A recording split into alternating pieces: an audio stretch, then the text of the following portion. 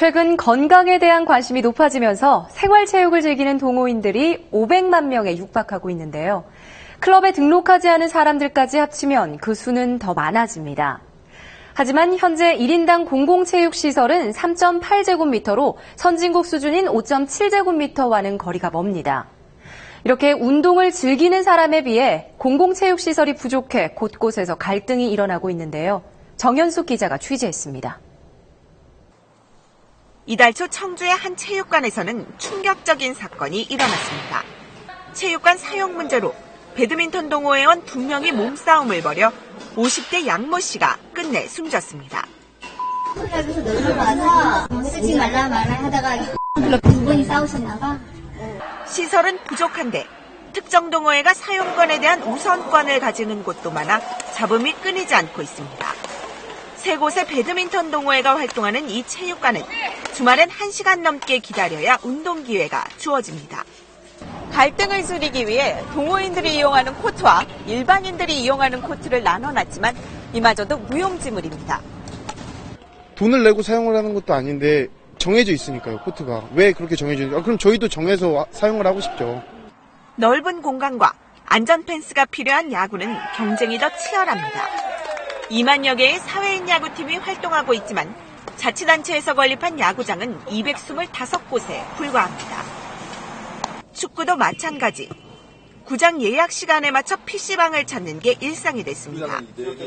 회원들을 총동원시키는 특정 동호회의 싹쓸이까지 겹쳐 예약은 순식간에 마감됩니다. 몇 초 사이에 다 잡혀버려요. 그러니까 사실상 이 구장을 잡고선 한다는 게 하늘의 별따기입니다. 심지어 1년에 단 하루 연간 예약만 받는 구립 실내 테니스장도 있어 많은 사람들에게 이용 기회를 주는 공공체육시설의 취지를 무색해하고 있습니다. 저는 지금 서울의 한 초등학교 운동장에 나와 있습니다. 축구와 농구는 물론이고 배드민턴을 칠 수 있는 실내 체육관도 있어 학교에서는 거의 모든 운동을 할 수 있습니다. 이렇기 때문에 설문조사 결과 국민들의 93%는 당연히 학교 운동장을 집 주변의 생활체육시설물로 인식하고 있습니다. 그러나 현실은 다릅니다. 문화체육관광부가 조사한 바에 따르면 국내 초중고 체육관의 실질 개방률은 33% 수준에 불과합니다. 학교 시설 개방이란 문제가 생각처럼 간단하지 않기 때문입니다. 학교 시설에 대한 파손의 문제도 있고 제일 중요한 것은 사고가 났을 때 그에 대한 책임의 문제가 있습니다. 또한 작게는 전기료 문제, 쓰레기 처리 문제 이런 것들이 있습니다. 그렇다면 보다 많은 사람들이 학교 체육시설을 이용할 수 있는 방법은 없는지 취재했습니다.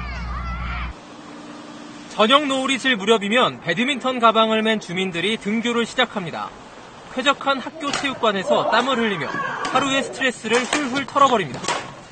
집하고 가까우니까 모든 부분에서 다 좋겠죠. 편하게 나와서 산책하는 것도 좋겠지만 이렇게 나와서 땀 흘리고 신나게 뛰고 나면 모든 게 다 해결이 되고.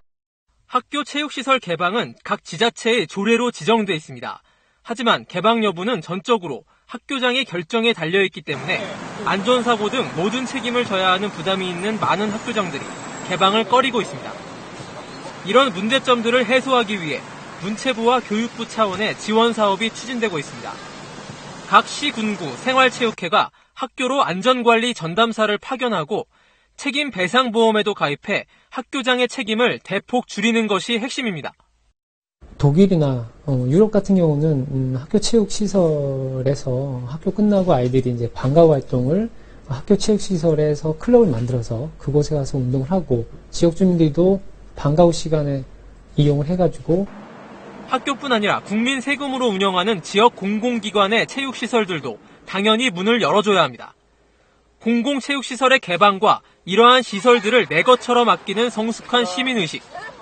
100세 시대를 앞두고 선택이 아니라 필수라는 목소리가 높아지고 있습니다.